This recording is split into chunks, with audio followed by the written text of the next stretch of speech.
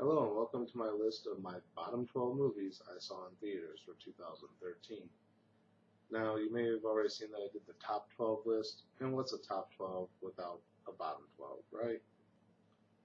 You know what movies I liked for the year, now you get to find out what movies I hated for the year. And since my anger seems to draw more viewers than my positive attitude, here you go. 4 years worth of hatred for film rolled up into one nice little package. Let's get started, shall we? Number 12. So the number 12 worst film I saw this year has to go to Pacific Rim. Now, I know I hear a lot of you saying, oh, Pacific Rim was a great film, it was awesome, it was beautiful. Well, yeah, it was beautiful. But if you actually take the time to pay attention to what the hell's going on in that movie, you can easily see the rush job that was done on the script. Nothing's pieced together properly. They waste characters, they waste potential. All the monsters look the same. There's really no variant other than the shape of their head. You got all these giant fighting robots and you never see but one of them actually fight. This movie was heavily flawed from the get-go. And regardless of how visually appealing and beautiful it was still a piece of rushed crap. And that's why Pacific Rim holds the number 12 position on my list of worst movies I've seen this year. Number 11. The number 11 position on this list goes to a film that had a lot of potential but fell short because it followed the wrong story. And that film would be Filly Brown. Filly Brown is basically 8 Mile with a Mexican girl instead of a white guy. And unfortunately, that's the extent of her story. Honestly, from the way she's portrayed in the film, she doesn't really have that great of talent. She's basically ignorant when it comes to business. She turns on her friends when they all try and help her not get screwed over. Really, overall, her story was pointless. I was actually a lot more interested in another story that was going on in the film that they barely focused on, and that was the story of her father. His story of how he was trying to provide for his 2 daughters after his wife became incarcerated, at the same time trying to get out of the shadow of his past and make a better life for himself. That would have been a much more interesting story, but because they decided to focus on the daughter's story and that story wasn't that great, that's why Filly Brown takes the number 11 position on this list. Number 10. The number 10 position on this list, I originally thought was going to rank a lot higher because I hate these fucking films. However, I saw a lot worse shit this year than the film that takes the number 10 position on this list, Smurfs 2. Now, growing up, I loved the Smurfs. I used to watch the original cartoon, and it was one of my favorite things growing up. So when I first heard they were doing a Smurfs movie, I was all for it. When I saw it was going to be computer generated, I was like, we'll see where it goes. It could be interesting. It could be the next evolution in bringing the Smurfs back to the mainstream. Then I saw the Smurfs. What a piece of shit. I gave the movie every chance in the world. I was so looking forward to it. I know I haven't done my review of it yet, but within the first couple minutes of the movie, actually by the time the opening credits were done, I was hating this film. I was yelling at the screen. Everything was wrong with it. So when I heard they were doing a sequel, why? I was just, let the thing die. You fucked it up. Don't ruin it anymore. Let it go. And what did they do? They still fucked it up. However, this one was better than the original, which I really hate to say because this wasn't good at all, but compared to the original, the sequel was better. However, it was still a piece of shit. Stop making Smurf movies, you fucked it up. Wait 10 years, let someone else try again. Or just don't do it at all. You know what? Here's an idea. Somebody buy the rights to the Smurfs, put the original series back out on TV. Let kids get into it that way again. You don't have to fucking update everything every 20 years. Just put the originals back out. So as much as I wanted to hate this movie because of everything that it had wrong in it, because it was a better film than the original, and because I've seen worse crap this year, The Smurfs 2 only takes the number 10 position on this list. Number 9. Now the film in the number 9 position on this list, although spiritually may have been better than The Smurfs 2, doesn't help the fact that it was so damn boring. And at least The Smurfs 2 tried to entertain me and just failed, where this movie claimed it was going to be epic, ended up being boring. In case you haven't guessed it by now, the number 9 film on this list is Epic. Now, I know the word epic has been misused a lot in modern day as saying, oh, something's so epic. Now, the term epic originally meant a story. It was a grand story, but a story nonetheless. And if you look at it from that point, yes, this was a story, but that's all it was. It wasn't a grand story. It sure as hell wasn't an epic story, and it wasn't epic by any means. If you want to get into the visuals, there's been a lot prettier shit.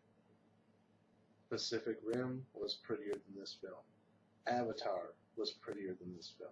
Yeah, it's bright and colorful, but when you have an absolutely pointless, nowhere story that just bores me to sleep for 20 minutes of the film, to where I have to go back and rewatch it a second time to see if anything important happened that I missed in that 20 minutes that might have made the film better for me. Yeah, I watched this film twice, and it didn't get any better. And that is why Epic is ranked number 9 on this list. Number 8. The number 8 film on this list almost ended up a little bit lower than what it currently is. It was a really tough choice as far as where to put this on the list, because although I hated it, I was able to sit through it easier than some of the other stuff on this list, and I had to find the right position to put this in. Now, I said Epic was boring, and that's why it ended up in number 9, and this film wasn't necessarily boring. It held my attention, so really Epic should have been going in this spot over the other. However, what made this fit into the number 8 position is its writer, Stephenie Meyer. Now, in case you haven't guessed, I'm talking about The Host. I try to give Stephenie Meyer some slack. When Twilight came out and everyone was dogging on it, I gave it a chance. I watched it. The first one, I didn't see all that much wrong with it. It didn't entice me enough to watch any of the others in the series, but I wasn't as overly irritated by some of the stuff that everyone else seemed to rant and rave about. So when The Host came out, I thought, this seems like an interesting enough film, even though it's Stephenie Meyer, let's give it a chance. And although it had potential, all the pieces were there, Stephenie Meyer, you suck at putting shit together. You suck at writing dialogue. You just suck in general.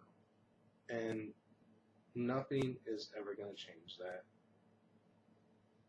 This movie had all the potential in the world to be an amazing film, and your involvement in any way stripped all that away and made it a piece of shit. And that's why The Host is at number 8 on this list. Number 7. Now, as I said, it was really hard for me to figure out what position I was going to put things on this list, especially in this middle range. And especially when it came to this film. Because just like Quentin Tarantino, I sort of like Rob Zombie stuff. I like some of his music. Some of his films have been decent. I have a soft spot for the Halloween remakes, even though they weren't that great. But when it came to this, I had no idea what the fuck was going on. In case you haven't figured out by now, the number 7 slot goes to Rob Zombie's Lords of Salem. Now, I went into this movie wanting to like it, because, like I said, I'm into some weird stuff, and I do have a bit of a soft spot for certain things Rob Zombie does, while other stuff I'm like, why did he bother? So I went into this wanting to like it, thinking it was going to be amazing. At worst, it would be another House of Thousand Corpses or Devil's Rejects, which were okay films, but could have been better. And honestly, that's kind of how this film started out. Until it got towards the middle, then it just got weird. But then you're like, okay, well that's just Rob Zombie. Give it a minute, everything will sort itself out. By the end, I thought I knew what was going on, but I didn't. I had no fucking clue what I was watching. I walked out of the theater scratching my head like, what was that? And if a movie leaves me to the point where I don't know what the fuck I just watched, I mean, I've watched a lot of weird shit in my life, and most of it, when other people don't get it, I have to explain it to them. But this, there's no way to explain. And unfortunately, that just completely ruined this movie for me. And that's why Lords of Salem is in the number 7 position on this list. Number 6.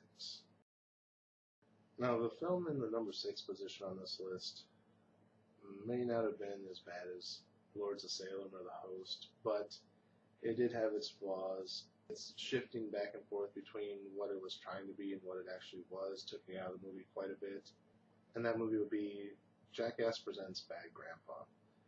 Now, I did see this one kind of late in the year. It just came out a couple months ago, but it still ranks kind of high on this list because although I could see what they were trying to do with it, their approach to it, although kind of an original approach, ended up hurting the movie more than it helped the movie.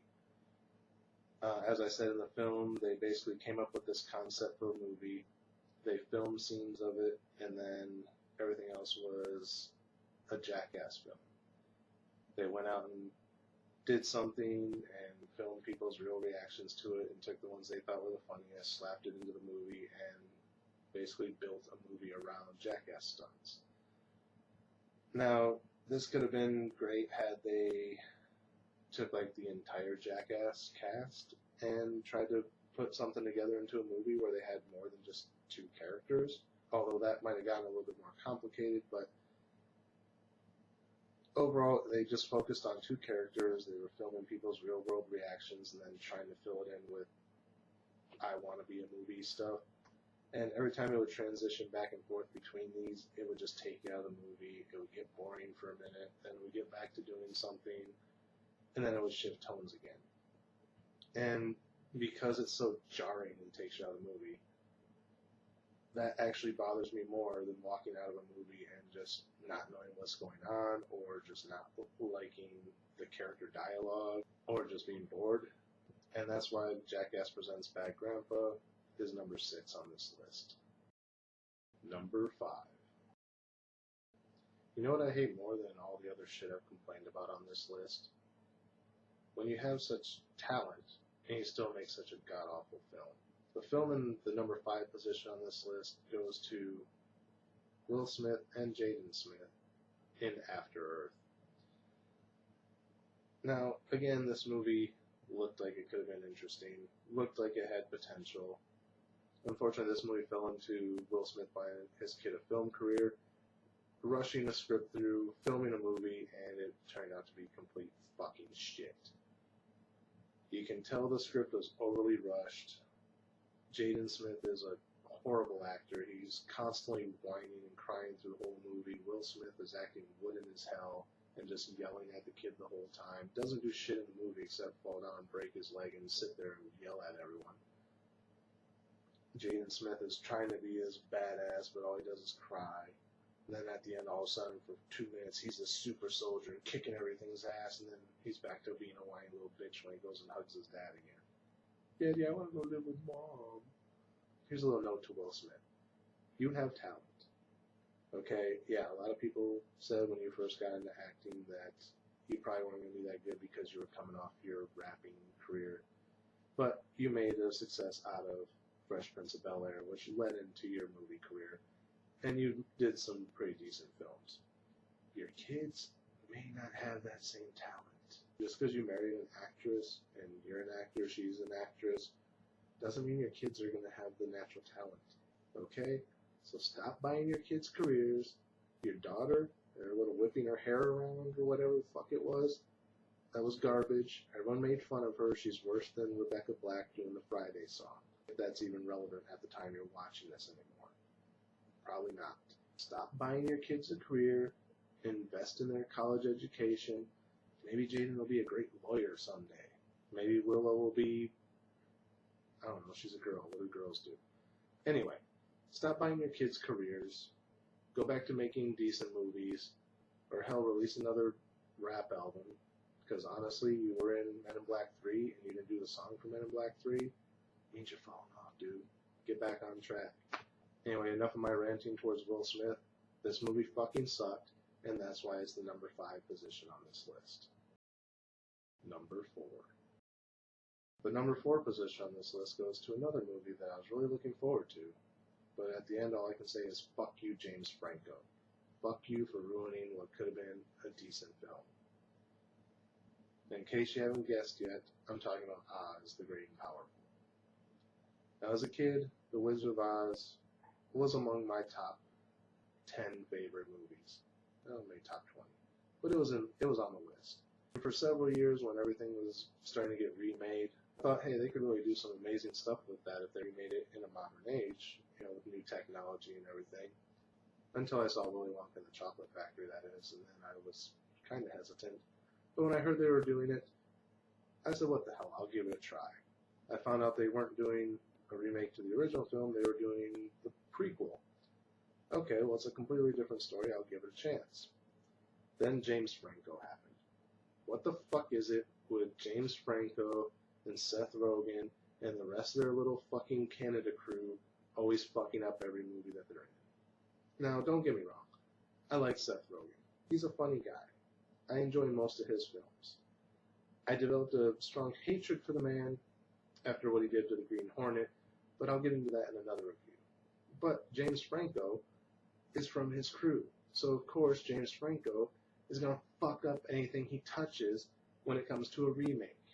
Original films? Yeah, great. He's a decent actor, whatever, as long as he can keep his fucking eyes open. Remakes? Keep him away from him. He does nothing but fuck him up. This movie, without him, would have been decent. Hell, it would have been watchable. This is complete fucking garbage. James Franco just drags his movie down into the dirt and then takes a shit all over it. Fuck you, James Franco. Stick to making your fucking stoner comedies or whatever so you can have your fucking eyes closed all the time and have your big stupid fucking smile. Go act like a fucking idiot somewhere else and leave the good movies alone. And that's why Oz the Great and Powerful is number 4 on this list. Number 3. Now we're getting into the top of the list here, and what movie could have possibly pissed me off more than After Earth and Oz the Great and Powerful? The Incredible Burt Wonderstone. Now again, this movie is a movie I really thought was going to be good. I was really looking forward to it. One, I like magic. Okay, I've been a fan of magic my whole life, just like most kids. There's going to be a movie about magicians doing magic acts against each other. Awesome. It's going to star Steve Carell and Steve Buscemi and Jim Carrey. Awesome. 3 amazingly funny people. What we got was a pile of fucking dog shit. Now it starts out with a semi-interesting concept. It's not original by any means, but it's interesting. Little kid, he's being bullied, he makes fun of himself to get the boys to leave him alone. His parents aren't really there for him. His mom gives him a magic set for his birthday, and he gets interested and becomes an amateur magician, meets his little friend, they become partners, they grow apart as they get older. Okay, interesting concept. Let's build on that with them re-merging their friendship. But they don't. Instead, they introduce the Jim Carrey character, who's a David Blaine, Chris Angel style street performer, but he doesn't do any magic. That's the thing. So he's more along the lines of David Blaine, because at least Chris Angel performs magic tricks, where David Blaine just performs endurance stunts for the most part. I mean, he does do some street magic, but for the most part, all of his big specials that have drawn crowd attention is him standing on a pillar for 4 days, or him sitting underwater for 4 days, or sitting in a block of ice for 4 days. They're endurance tests, they're not magic. So this is kind of what the Jim Carrey character does. And of course you figure, okay, so obviously they're going to get fired because he's the new big thing, and they're going to have to try and rise back to the top. But instead of disconnecting from everything once he gets fired and getting back to his roots, No, he's so privileged now that Burt Wonderstone can't remember life outside of living in the casino. Like the bit where he says, "Did you know room service doesn't deliver outside of the hotel?" No, he didn't need to do all that. Be simple in this approach, and it would have been a much better film. The whole time I'm waiting for the point where it's real that Jim Carrey is the bully that used to pick on him as a kid, and that when he saw he became famous, he became a famous magician just to undermine him and throw him out. That never happened. Jim Carrey's not the bully. Spoiler. I'm sure I said it in the review. This movie was just poor excuse at comedy. It wasn't well written. It honestly is a waste of time. I was more bored in this film than sitting through Epic. I hated these characters more than I hated the ones in The Host. It jarringly took me out of the movie more than Bad Grandpa. As much as I hated James Franco and The Wizard of Oz, I just hated this movie that much more. That's how bad this movie is. Do not watch this movie. Do not rent this movie. Don't even watch it on Netflix. This movie should be wiped from the face of the earth. Steve Carell, Steve Buscemi, Jim Carrey, don't even put this on your resume. This was shit. The three of you could have made a much better film about magicians. I don't know who wrote this, why you guys signed off on it. Maybe you thought it was going to be better when you read the script. Just, no. No. I'm done. I'm done talking about this. Burt Wonderstone, number 3 on my list. Number 2. The number 2 position on my list, again, is a tie. Now, what two films could have been so bad that they equal the tie on the number 2 position on this list? If you have to ask that question, you obviously haven't watched any of my reviews, and you should go back and watch them. You could probably figure this out. But the number 2 position on this list has to go to the only 2 Tyler Perry films I've ever seen in my life, both of which were garbage. Tyler Perry's Peoples and Temptation. Now, Peoples, although it wasn't a horrible film, it's so unoriginal. It's meet the parents with black people. That's all it is. It's the same story, same characters. This time the daughter's made out to be a little bit more of a bitch than what she was in Meet the Parents. In Meet the Parents, she was blindly devoted to her father. This one's obviously devoted to her father. Not blindly. She's willing to sacrifice her own happiness to make her father happy, so is the rest of her family. And again, the male character is too fucking dumb to just say, you know what, fuck this, and leave. Honestly, after watching Meet the Parents, around the time when, like, the gazebo burned down, I would just be like, you know what, fuck it, I tried, this ain't working out, I'm out of here. I would have left at that point. I probably would have left long before that. In Peoples, same thing. There's so many points where he should have just said, you know what, fuck this, obviously you don't love me as much as you claimed you did, I'm out of here. And fucking left. That's how guys act. They don't deal with all this dramatic bullshit the way these movies portray. We get fed up with something, we say fuck it, and we go. At least I do.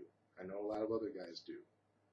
Where all these writers get that this guy is so in love with this one girl that he's going to sit here and fight with her parents and with her and trying to make everyone love him and be happy when he could just say, you know what, fuck it, I tried. Obviously you don't love me, so I'm out. And that's what irritates me about these type of films, is the guy doesn't just, fuck it, I'm out. Now, again, Peoples was probably the better of these 2 films, so realistically it could have ranked lower, but this is a top 12 list and not a top 13 list, so I merged these into 2. Mainly because they're both Tyler Perry films, and Tyler Perry's a piece of shit who should never write anything or act in anything or film anything ever again in his life. I don't know why people like him so much. maybe seen one Medea film, and it wasn't funny. I don't get it. But yet people keep giving this guy money, and he keeps making this shit. Another Medea movie just came out. I'm not fucking watching it. Deal with it. But this one ranks so high on the list, one, because it's unoriginal, two, because it's Tyler Perry. And as far as Temptation goes, well, you can watch the review to see why I hate this film, but again, it falls to Tyler Perry's piss poor writing. He's probably worse than Stephenie Meyer, because obviously Stephenie Meyer ranked a lot lower on this list than Tyler Perry. Stephenie Meyer was in the number 8 position, Tyler Perry's in number 2, which, okay, if both of them released a movie right now that's supposed to be the biggest movie of the year, which one do you think I would go see over the other one? Probably Stephenie Meyer. But, yeah, so as far as Temptation, it was poor writing. I understand he wrote it when he was like a teenager or something, and it was adapted from a play production or something that he put together. But just his overall concept of how women act is horrible. The concept of how men are is horrible. I mean, if that's the type of man he is the way he portrays these characters in his movies, I just have no respect for the guy. And as far as the women, if he thinks women are that vapid and dumb that they would do the things that they do to the men in their lives the way they do in these films, then Tyler Perry, just stop. I mean, there's not... These films, your films frustrate me so much I can't find the words to properly express my anger with them. And that's why you are number 2 on my list of worst films I've seen in 2013. Both of your movies that you released in this year, actually there might have been a Medea film in there, but I didn't watch that one. But both of your movies that you released this year are tied at number 2 for the ones I hate the most. Number 1. Well, we've made it to the top. This is the number 1 worst film I've seen of 2013. And what film could I possibly have hated more than Stephenie Meyer and Tyler Perry? Well, it comes from a franchise that should have ended about 4 movies ago. And that's Scary Movie 5. Now, I wasn't a big fan of the Scream franchise. I watched like the first 2. After that, I didn't care. The Scary Movie franchise started as a spoof of that. The first one was kind of funny. After that, they all just started to suck. Why they're still making more, I don't know. But Scary Movie 5 was unnecessary. I actually recently heard they're making a Scary Movie 6. Stop, people. Stop with this fucking garbage. Okay? The only thing that made the first one funny was when the Wayans brothers were involved in it. And I don't mean Sean and Marlon because they're the worst of the Wayans. That's why everything they're ever involved in flops. White girls, whatever else. You want good Wayans? Get Keenan, get Damon. I think there was one more. Get their sister Kim. She's a decent actress. Not very funny, but a decent actress. Sean and Marlon, get the fuck out of here. Okay? Just go away. Nobody likes you. Even the people at Scary Movie don't like you because you were the last 2 Wayans on board with this production and you got booted off. That's why you went out and made a haunted house, which I didn't fucking watch that either because it's probably gonna fucking suck. From the little bit of it I did see when it was at my theater, it was a shot-for-shot remake of Paranormal Activity with Marlon Wayans trying to be funny. You're not funny, Marlon. You're the worst of the Wayans. Sean could have a decent acting career if he'd stopped trying to be the comedic straight man to your goofball and just became a serious actor. He could probably have a solid career just like your other brothers and your sister. You keep dragging him down. You are the worst of the Wayans. Just stop. I miss Keenan. I miss In Living Color. Take me back to the old days when the Wayans were funny. Stop making Scary Movie. Stop making any of this garbage. It's unnecessary. I've surpassed anger at this point to just pleading for an end to this garbage. I don't know what else to say about it. But my number one worst movie that I've seen this year was Scary Movie 5. I hated it more than Tyler Perry's crap. I hated it more than Stephenie Meyer's crap. I hated it more than the Smurfs. I hated it more than all the other boring, generic garbage that came out this year. I hated it more than James Franco. Hell, even though it's a few years old, I hated it more than The Green Hornet. And most of you know how much I fucking despise that movie. So that's it for this list of the top 12 or bottom 12 worst movies I've seen in theaters for the year of 2013. Again, I'm not sure what I'll be able to get around to seeing in the coming year, but look forward to those reviews. Look forward to another list at the end of the year. And as always, thanks for watching. Until then, we'll see you next year.